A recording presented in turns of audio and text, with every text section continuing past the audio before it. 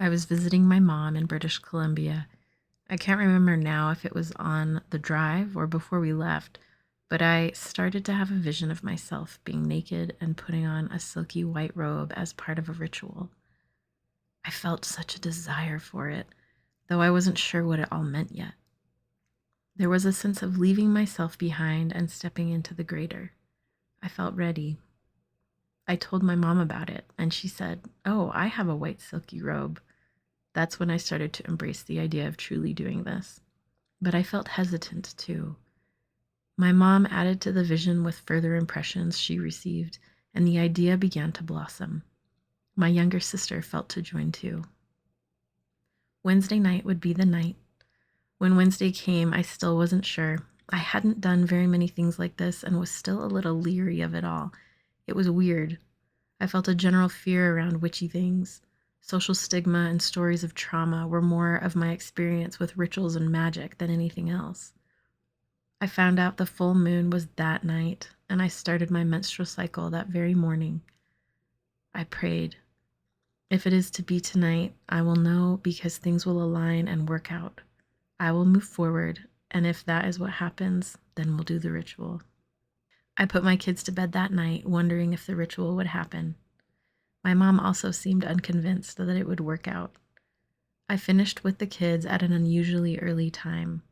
They were asleep. I came out, and my younger sister had just finished her load of homework. And so we took our gathered supplies and stole to the car, surprised and willing. It was an October evening. The moon was high, peeking in and out of cloud covers. We hadn't determined where we were going, so we just drove as we felt to. I was told, that the place we would end up at would seem less than ideal at first. All of us felt a bit nervous, my sister and me more so than my mom. She is one who is always willing to throw herself fully into an art form. We came to a dirt road and drove down it. It had bushes on either side and it was fairly close to a busier road. We felt to stop. We got out and walked around. It didn't seem to be a very magical spot to me. Then I remembered what I was told on the way over.